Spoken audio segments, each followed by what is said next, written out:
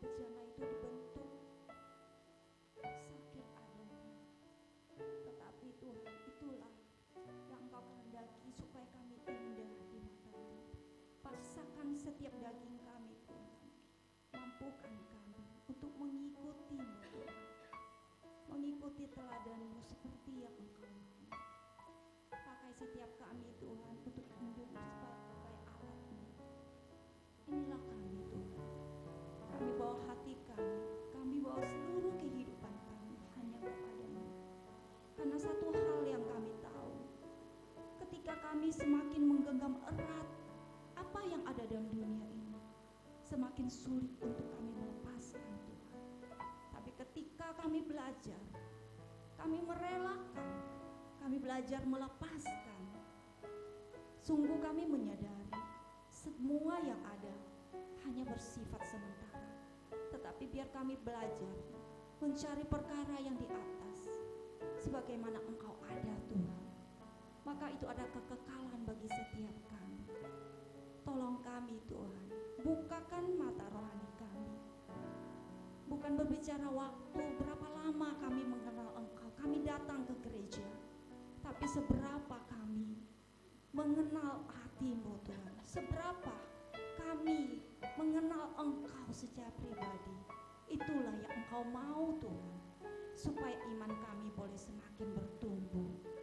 Bapa, terima kasih, urapi hamba-Mu yang gak ada apa-apanya Tuhan. Roh Kudus berbicara lewat setiap kebenaran Allah. Urapi setiap kami yang mendengar. Biarlah kebenaran firman Allah boleh menjadi berkat, tuntun kami untuk tetap ada di jalan-jalan Tuhan. Terima kasih, berbicara kami sambut firman-Mu di dalam nama Yesus. Haleluya. Amin. Shalom, selamat malam Bapak Ibu yang saya kasih dalam Tuhan. Ya, kalau kita lihat gereja-gereja sekarang dari kemarin kenaikan Tuhan Yesus ya, jadi mereka ada doa ya, bagaimana menantikan pencurahan Roh Kudus. Jadi kita percaya, jadi ketika bagaimana Yesus naik ke surga, saat itulah Tuhan katakan, aku akan kirimkan penolong untukmu, yaitu Roh Kudus. Sesungguhnya Roh Kudus sudah ada di dalam setiap hati kita yang percaya. Amin. Ya, mau di kapanpun, dimanapun, ketika hati kita punya kerinduan, saya percaya, ya kapan aja Tuhan terlalu sanggup untuk memenuhi kita. Ya, tema malam hari ini saya kasih judul peran Roh Kudus melanjutkan amanat agung. Ya, jadi malam ini saya diminta untuk membicarakan tentang pencurahan Roh Kudus.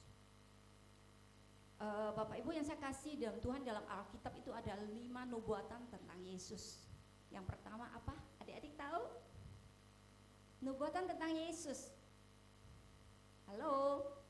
Sebelum Yesus ada dalam dunia, sebelumnya kan sudah dinubuatkan tentang kelahirannya, betul? Setelah kelahiran apa? Halo? Setelah kelahiran adanya kematian. Udah digenapin? Sudah ya. Yang ketiga, nubuatan tentang kebangkitan Yesus. Wih, hebat loh, luar biasa. Yang ketiga tentang kebangkitan, ini udah genapi. Yang keempat tentang kenaikan Tuhan Yesus. Yang kelima tentang Yesus menjanjikan apa? Ketika dia naik, dia janjikan apa? Dia akan datang kembali. Jadi yang belum digenapi itu apa? Dia akan datang kembali. Jadi kita nggak tahu nih, ya, di antara kita nih, Yesus yang datang jemput kita atau kita yang akan pergi nih. Kalau Yesus datang kedua kali, ya secara massal kita semua diangkat. Tetapi ketika Tuhan datang secara personal, ya kita yang akan menghadap. Ya. Jadi ada 5 nubuatan di dalam Tuhan, kita lihat tinggal 1 belum digenapi, tapi percaya. Ya, firman Tuhan ya dan amin, dan pasti akan digenapi. Amin. Ya, di dalam Kisah pasal 1, Kisah Para Rasul pasal 1 ayat 9 dan 10 dikatakan, boleh baca sama-sama yuk. 2, 3. Sudah ia mengatakan demikian, terangkatlah ia disaksikan oleh mereka, dan awan menutupinya dari pandangan mereka. Waktu ia itu tiba-tibalah berdirilah 2 orang yang berpakaian putih dekat mereka dan berkata kepada mereka, "Hai orang-orang Galilea, mengapa kamu berdiri melihat ke langit? Yesus ini yang terangkat ke surga meninggalkan kamu, akan datang kembali dengan cara yang sama seperti kamu melihat dia naik ke surga." Ya, jadi dikatakan sebelum Yesus terangkat ke surga, ya, jadi Yesus sudah menjanjikan bahwa mereka itu akan, murid-muridnya ini akan dipenuhi Roh Kudus. Dia menjanjikan Roh Kudus, bahwa Roh Kudus akan turun ke atas kamu dan kamu akan menjadi saksiku di Yerusalem, di Yudea, Samaria, sampai ke ujung bumi. Itu janji Tuhan kepada murid-muridnya. Bapak Ibu yang saya kasih dalam Tuhan, namanya perpisahan, ya pasti apa ketawa? Saat berpisah ketawa ada? Pasti sedih ya. Namanya perpisahan itu pasti sedih, ya, karena berakhirnya sebuah relasi. Tapi kita mau lihat ketika Yesus terangkat ke surga, itu bukan perpisahan selama-lamanya. Sebagaimana di dalam Yohanes dikatakan, Yesus katakan, Yohanes 16 kalau nggak salah dikatakan, sebentar kamu akan melihat aku, sebentar lagi kamu tidak melihat aku. Ya. Jadi murid-murid yang bingung, apa sih? Itu berbicara tentang kematian dan kebangkitan Yesus. Yesus katakan sebentar lagi aku akan mati, disalibkan. Dan sebentar lagi aku itu akan bangkit. Ya, maka dikatakan sebentar kamu tidak melihat aku, tetapi sebentar lagi kamu akan melihat aku. Tetapi murid-muridnya itu tidak paham apa yang Yesus sampaikan kepadanya. Ya, kita melihat ya, perpisahan antara murid-murid Yesus dengan Yesus itu membangun suatu relasi yang sangat kuat. Ya, Bapak Ibu yang saya kasih dalam Tuhan, dalam keseharian kita, ya dalam keseharian kita, ketika suami kita kerja, anak-anak kita sekolah, ya, kita kan selalu menanti pasti akan kembali. Kalau tidak pulang, berarti tidak akan ketemu di dalam kekekalan. Betul ya?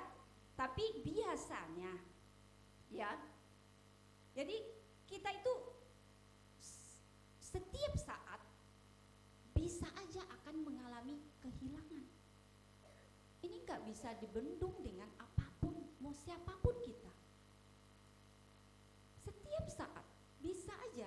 Makanya, ya, kita itu istilahnya dalam perjalanan hidup ini adalah perjalanan.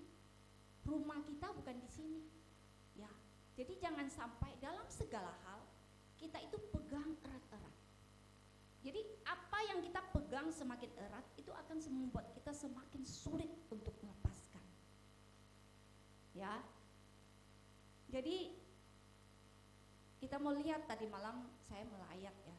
Saya lihat bagaimana kesaksian dari anak-anaknya tentang keadaan orang tuanya gitu. Jadi mereka sempat nggak terima. Kenapa? Karena mamanya itu selama ini intinya hidup sehat, berusaha jaga makan, umur 84 tahun, meskipun umur 84 tapi dia ada gula, tapi dia intinya sesuatu yang manis, dia cukup makan sedikit aja. Dia penguasaan dirinya bagus gitu. Jadi selama ini mamanya oke-oke aja, sehat. Jadi kemarin itu dibawa ke rumah sakit untuk mengontrol aja, ngontrol bulanan gitu loh, check up bulanan. Ya nggak taunya pergi selamanya dan tidak pulang lagi. Nggak lama-lama, cuman sekitar 3-4 hari. Akhirnya mamanya pulang, tutup usia. Jadi ketika mamanya saat dokter memvonis keadaan ginjalnya udah parah banget, harus cuci darah, tapi keadaan sudah tidak memungkinkan. Jadi hari demi hari semakin drop, tapi mamanya berusaha paksakan diri karena semangat hidupnya begitu tinggi. Jadi ketika dia menyaksikan demikian, saya ingat kembali bagaimana kisah mama saya juga demikian. Dia bagaimana memperjuangkan untuk berusaha untuk bisa hidup kembali gitu loh, sekalipun kayak orang nggak bisa terima kenyataan. Maka itu ya, Tuhan kita Tuhan yang tertib. Tuhan kita Tuhan yang penuh kehendak bebas. Ketika kita mau berjuang, ketika kita mau melawan, Tuhan katakan, ya udah silakan melihat sampai di mana kekuatan kamu. Aku melihat sehebat apa sih lu, gitu loh. Bisa bertahan sampai kapan? Sampai kita menyerah. Tuhan kasih kita kehendak bebas. Jadi saat-saat terakhir, meskipun dia udah nggak berdaya, tangan aja kalau udah begini langsung jatuh, udah saking nggak berdaya.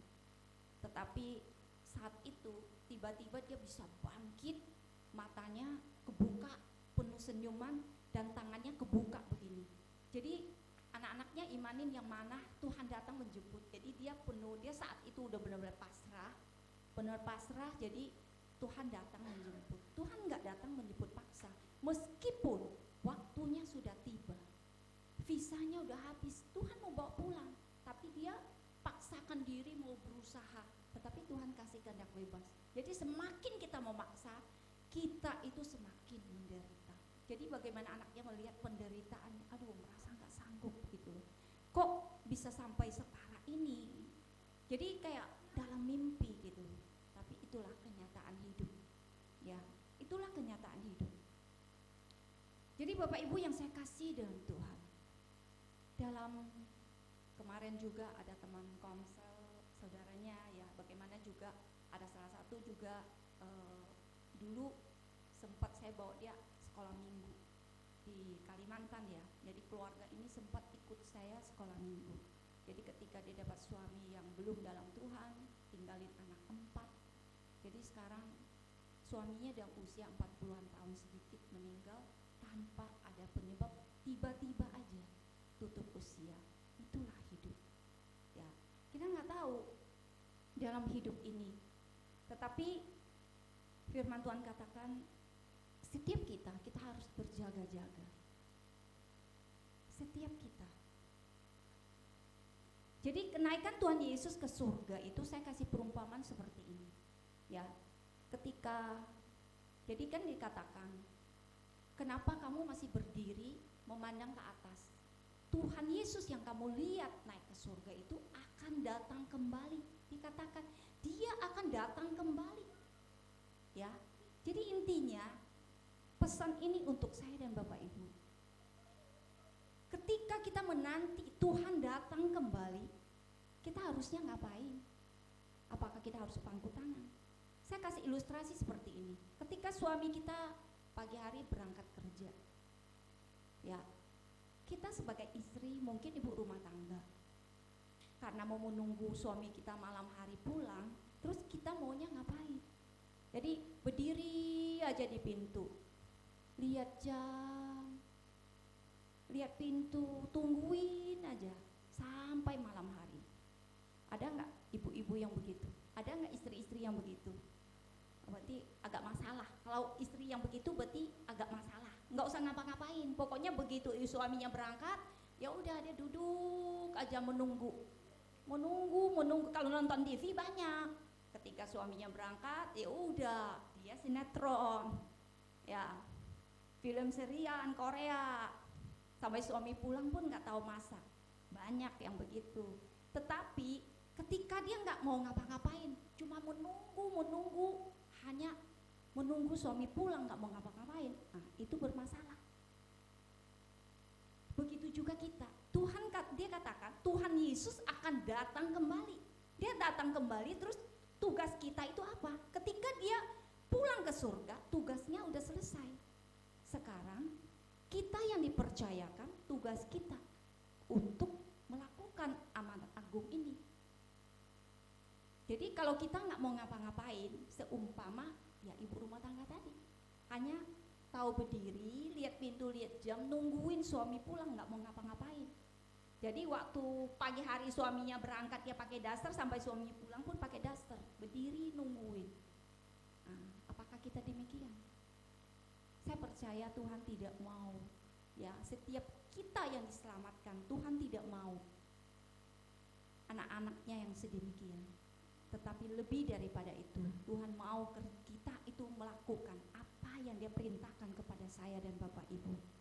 Ya, setiap kita, saya percaya ketika kita mau menjadi istri yang baik, ketika suami berangkat, kita pasti bebenah, siap-siap, beres-beres, masak-masak, supaya ketika suami kita pulang, udah siap saji, tinggal makan.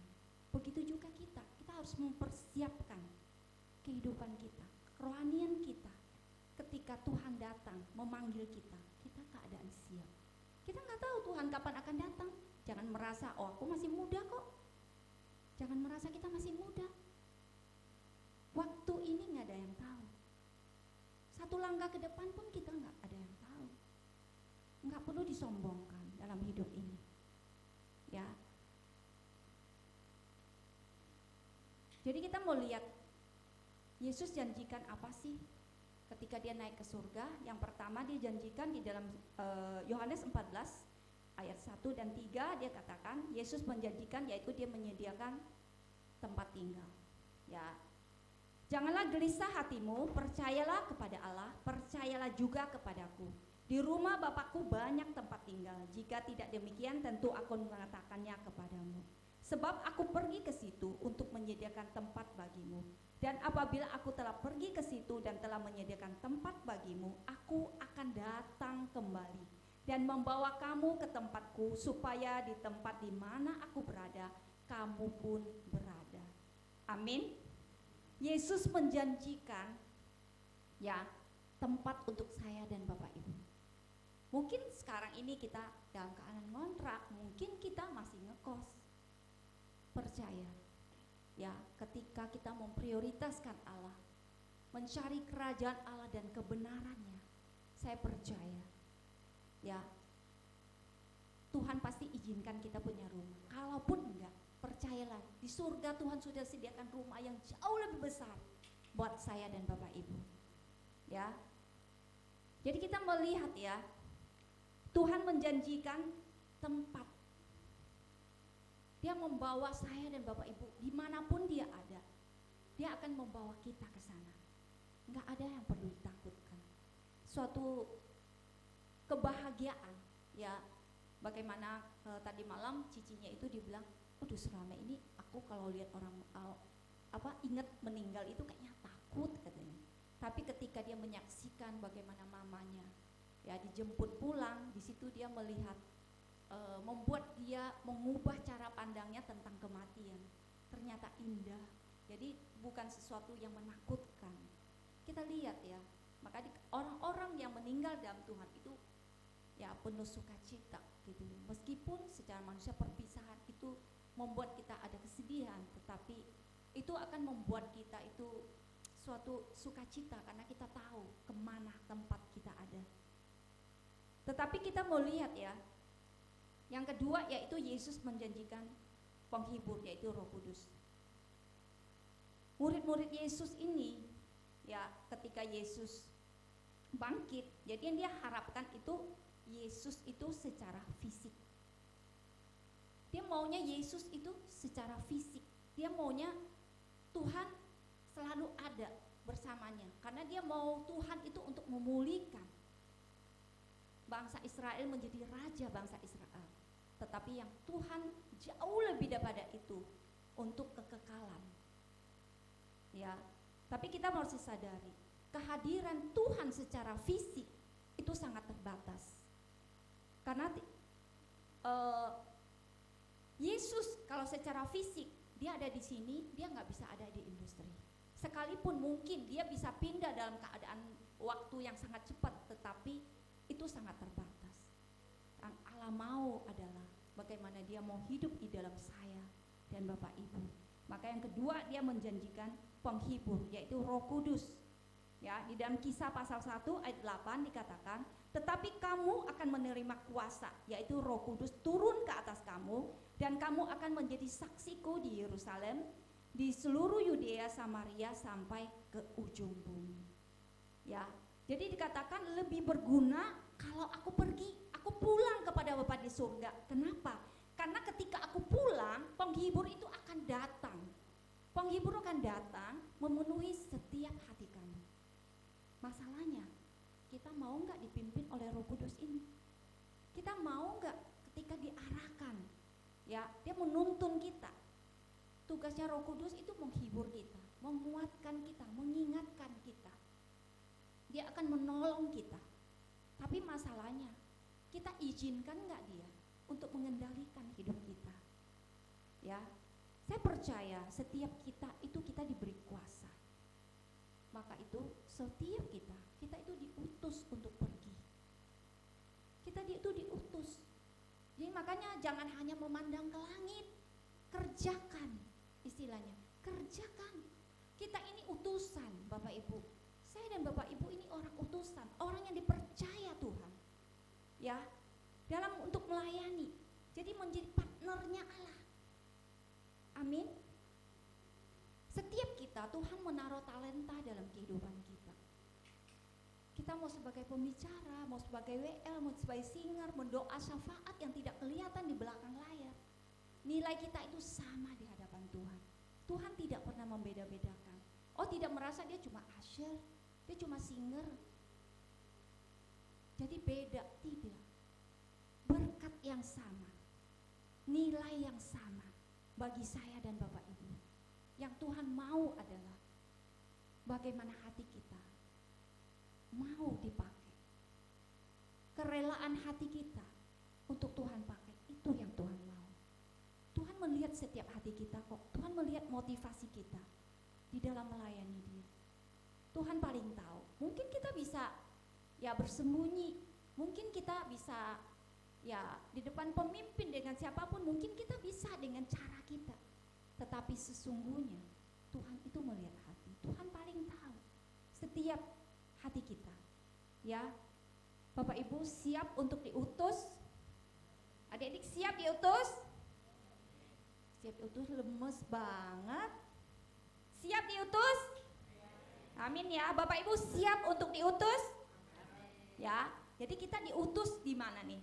Firman Tuhan katakan mengutus kita di tengah seperti anak domba di tengah serigala. Kita diutus seperti anak domba di tengah serigala. Tetapi Tuhan katakan Dia tidak akan biarkan kita sendiri. Dia akan menolong kita. Dia tidak akan biarkan kita, Dia akan menyertai kita. Amin. Ya. Jadi kita tahu ya, gereja yang sehat, ya, gereja yang bukan soal oh bangkunya semua penuh nih. Ya, berbicara tentang kuantiti, tidak. Gereja yang sehat, setiap kita mengaku kita orang percaya, setiap kita, saya mengaku Tuhan saya Yesus, berarti amanat agung itu harus saya lakukan, harus saya kerjakan, karena saya ini utusan, saya harus melakukan apa yang Tuhan utus saya, apa yang Tuhan percayakan kepada saya. Setiap kita harus keluar untuk apa? Menceritakan tentang kematian dan kebangkitan Tuhan. Amin. Ya, setiap kita harus keluar. Jadi kita jangan menjadi orang yang berdiam diri, karena kita akan mempertanggungjawabkan. Roh Kudus itu dahsyat Bapak Ibu. Banyak hal Dia bisa kerjakan di dalam kehidupan kita. Saya ingat kemarin 2 minggu yang lalu ya, waktu itu hari Sabtu pagi, jadi kita jalan-jalan di daerah Penjaringan ya. Saya sempat 2 kali putaran, kalau nggak salah putaran ketiga, saya lihat ada seorang cewek, dia jemuran di situ sendiri gitu. Tek gitu Roh Kudus bicara dalam hati saya, intinya saya mau sampaikan sesuatu ke dia gitu. Saya cuman senyum, saya bilang, yuk jalan bareng yuk, gitu. Dia bilang, oh enggak, saya cuma mau jemur katanya. Oh oke, saya bilang, ya udah, saya jalan lagi bersama mantan pacar saya jalan, saya keliling lagi. Putaran yang ketiga ini, keempat ini, saya ketemu dia lagi gitu. Ketemu dia, jadi udah mulai agak cair. Kalau tadi mungkin dia agak kaget, kenal kagak, sok akrab gitu kali ya. Jadi ini yang kedua kali ketemu, jadi dia mulai agak beda lah gitu. Saya lihat dia agak mukanya mulai ada respon. Akhirnya saya memutuskan untuk saya tinggal gitu. Saya bilang ke mantan pacar saya, yaudah kamu jalan aja, jalan. Yang pertama itu saya bilang ke dia, saya mau samperin dia. Yang waktu yang kedua kali itu putaran pertama, putaran kedua saya bilang saya mau samperin dia. Kepo katanya. Karena kagak kepo amat sih jadi orang katanya. Tapi saya nggak bilang ke dia gitu, hati saya tergerak untuk menyampaikan sesuatu ke dia gitu. Dia bilang saya kepo, ya udah. Saya cuma Tuhan, dia bilang saya kepo Tuhan gitu. Ya udah jalan tuh, putaran ketiga saya sapa. Dia nggak mau kan, dia nggak mau ikut jalan bareng. Dia bilang tuh kan, lu sih kepo lagi. Aduh Tuhan, kepo Tuhan. Akhirnya udah putaran yang ketiga itu akhirnya saya putuskan saya untuk ngobrol sama dia. Saya bilang lu jalan. Akhirnya saya ngobrol sama dia. Ngobrol. Dengan ngobrol itu akhirnya saya ceritalah sedikit banyak. Oh saya bilang udah pernah gereja belum? Dia bilang oh ada, saya cuma Senin Kamis kadang-kadang aja katanya. Saya gereja di satu gereja di CP katanya. Terus saya bilang saya gereja di Avalov, saya bilang. Jadi saya kenapa mau cerita ke gereja? Supaya dia itu tidak sanksi dengan saya. Takutnya dia takut kan, sekarang kan banyak orang jahat ya, banyak hipnotis lah, banyak apa gitu loh. Mungkin kalau kita pun orang samperin kita juga bisa takut kan. Ya udah, jadi saya supaya dia enjoy gitu ngobrol sama saya, biar dia tahu saya sih orang baik-baik gitu loh. Akhirnya udah, jadi bisa ngobrol panjang lebar. Akhirnya saya sampaikan sesuatu, aku bilang ya sebenarnya dari tadi itu Tuhan taruh di hati saya untuk sampaikan. Saya bilang kamu itu lagi berbeban berat. Saya bilang kayaknya kamu nggak sanggup lagi untuk hidup ini, kayaknya nggak tahu mau ngapain gitu. Tapi aku bilang Tuhan mengasihi kamu sungguh-sungguh ke Tuhan. Dia langsung hujan gitu loh, nangis Bombay. Sampai aku pulang pun dia masih nangis. Terus akhirnya terakhir saya doakan dia. Saya bilang mau cerita nggak? Datang Ko Alim lagi. Akhirnya nggak jadi cerita. Gue bilang udah lu jalan lagi. Dia jalan lagi, puter lagi ya. Akhirnya dia nggak jadi cerita, cuma dia bilang iya. Saya merasa saya nggak sanggup lagi, saya nggak tahu mau ngapain. Jadi ngobrol. Jadi ternyata dia udah di usia 40 tahun. Saya nggak tahu dia ada masalah dalam keluarga, pekerjaan atau apapun, dia masih single dia bilang. Jadi banyak pergumulan hidup lah gitu. Jadi hari-hari ini aku masih jalin hubungan gitu, masih pendekatan. Jadi dia kadang kerja pun pulang dia ya istilahnya habisin waktu pulang malam, dia nge-gym untuk melampiaskan katanya. Ya kita lihat ya, orang yang hidup tanpa Tuhan sangat kasihan. Ya, setiap kita diutus untuk jiwa-jiwa yang tidak ada gembala. Kita diutus untuk jiwa-jiwa yang belum mengenal Tuhan. Diutus kepada orang-orang yang tidak berpengharapan. Tugas saya dan Bapak Ibu, tuayan sudah menguning. Jangan menunggu waktu. Karena tuayan kalau sudah menguning, jiwa itu kalau waktunya dituai kita nggak tuai, dia akan gugur. Jadi ketika kita digerakkan Roh Kudus untuk kita kerjakan sesuatu, jangan menunda, jangan berdalih, jangan berargumen, lakukan Bapak Ibu, adik-adik semua. Belajar ikutin apa yang Roh Kudus mau kita lakukan. Ya, saya percaya setiap kita ketika kita mau dipakai oleh Tuhan, setiap kita banyak hal yang bisa kita lakukan untuk Tuhan. Tapi masalahnya seringkali kedagingan kita lebih bergejolak, ego kita lebih besar. Kita nggak terlalu pusingin orang lain. Kita yang penting diri kita sendiri. Tapi firman malam hari ini Tuhan mengingatkan saya dan Bapak Ibu, kita mau jangan hanya memandang ke atas, menunggu Tuhan datang menjemput. Tuhan tidak mau orang-orang yang demikian. Tuhan mau kita lihat ke bawah, lihat kiri kanan, lihat sekitar kita. Jiwa-jiwa mana yang belum mengenal Tuhan, yang belum datang kepada Tuhan, bawa mereka untuk datang kepada Tuhan. Ya, mungkin kita merasa, ya maksudnya, aku nggak pintar bicara Tuhan, aku nggak bisa apa-apa. Kalau Tuhan mau pakai hidup kita, nggak harus selalu dengan kepintaran kita dalam berkata-kata. keteladanan hidup kita pun bisa jadi berkat untuk orang lain. Amin. Yang ketiga, Yesus memberikan pengharapan dan kepastian. Yaitu di dalam Kisah pasal 1 ayat 11, Yesus menjanjikan bahwa dia akan datang kembali. Amin. Yesus menjanjikan dia akan datang kembali menjemput saya dan Bapak Ibu. Tapi kenyataan kita lihat ya. Ya, di dalam Yohanes pasal 20 itu saya menceritakan sedikit bagaimana tentang kebangkitan Yesus. Ya, ketika Yesus menampakkan diri kepada Maria Magdalena. Ya. Jadi hari ketiga ceritanya bagaimana Maria Magdalena datang ke kuburan untuk melihat Tuhan Yesus, tapi di situ cuma ada kain kafan. Dia tidak menemukan jasadnya Tuhan Yesus. Padahal sebelumnya Tuhan katakan bahwa akan terjadi kebangkitan. Tapi kenyataannya dia tidak menemukan, dia cuma hanya melihat kain kafan yang ada. Ya. Dia bisa mengenali Yesus sejak kapan? Ketika dia lihat ada orang di belakang, dia pikir itu penjaga kebun. Bapak Ibu bisa ngebayangin? Tuhannya sendiri tapi dia merasa itu penjaga kebun. Apa yang dia katakan? Tuhan, jika Tuhan melihat jasadnya guru aku, katakan di mana. Tuhan langsung panggil, Maria. Di situ dia mengenali suaranya Tuhan. Dia langsung, oh guru. Jadi percaya ibu-ibu itu selalu reaksinya begitu ya. Jadi bukan hanya, oh guru, bukan. Dia langsung, oh guru, maunya pegang. Kalau ibu-ibu begitu. Jadi maunya langsung pegang.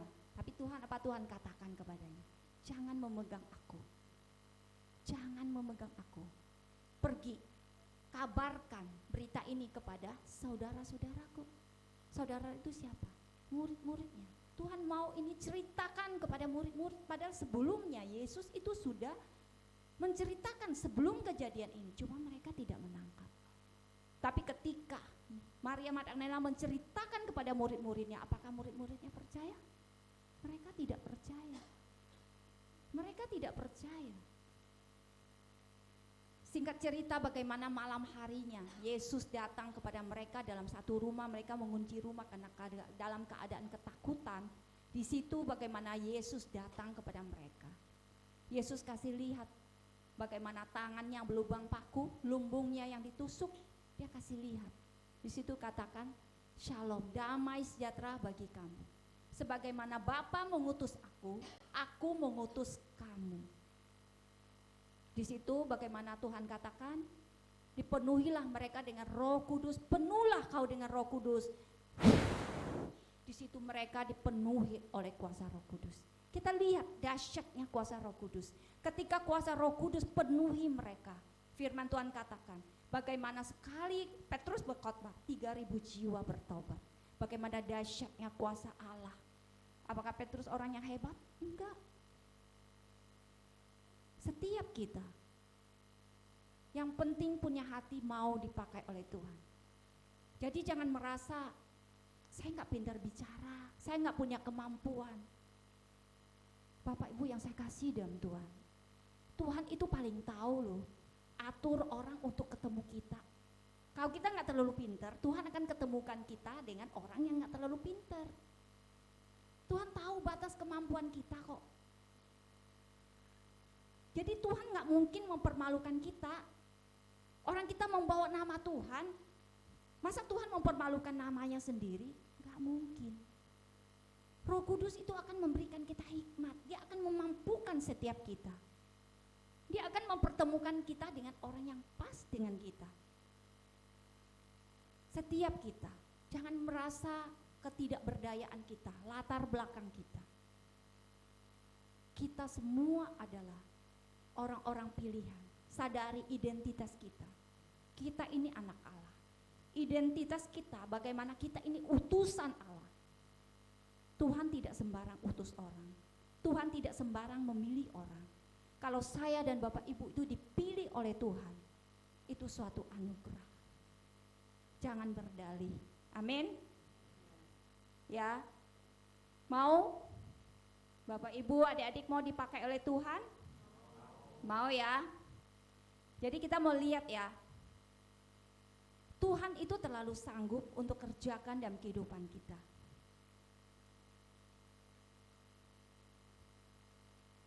sanggup pakai Maria. Kita lihat ya, kalau zaman dulu wanita itu nggak dianggap loh.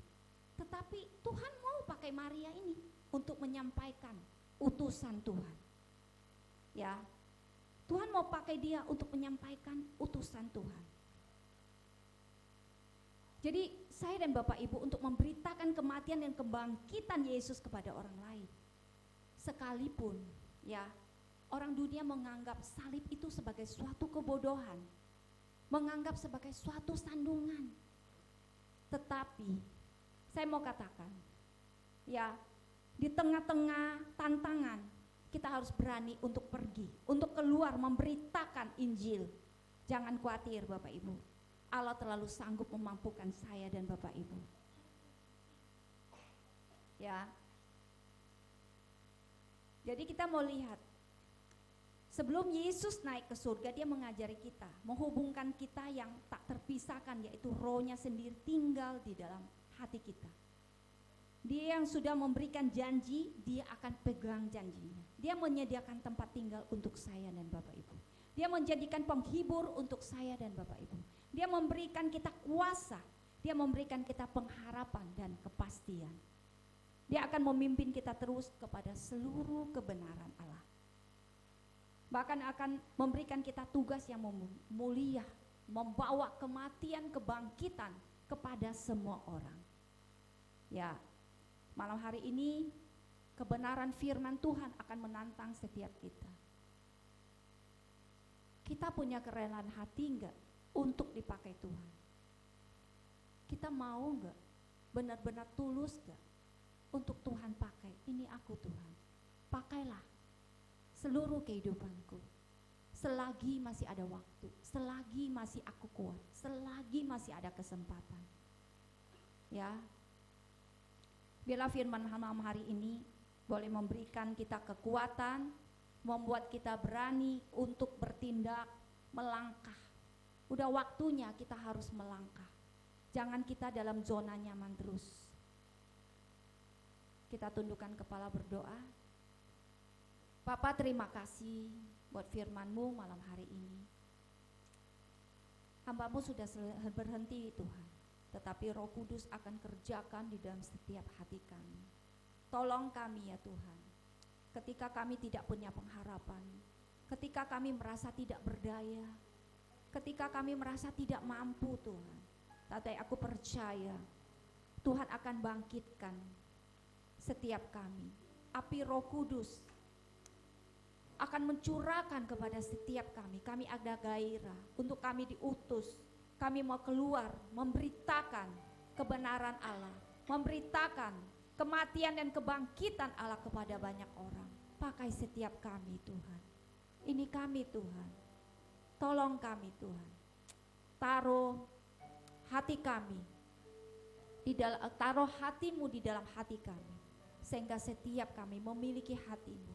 Ketika kami melihat jiwa-jiwa Tuhan, kami boleh Tuhan dengan cegatan Tuhan untuk memenangkan mereka. Tolong kami Tuhan. Kami butuh kekuatan Roh Kudus memampukan setiap kami. Berikan kami kepekaan sehingga kami mau bertindak. Inilah kami Tuhan, kami serahkan seluruh yang hadir malam hari ini ke dalam tangan-Mu. Tuhan kerjakan dalam setiap hati kami. Terima kasih Roh Kudus. Dalam nama Yesus, haleluya. Amin.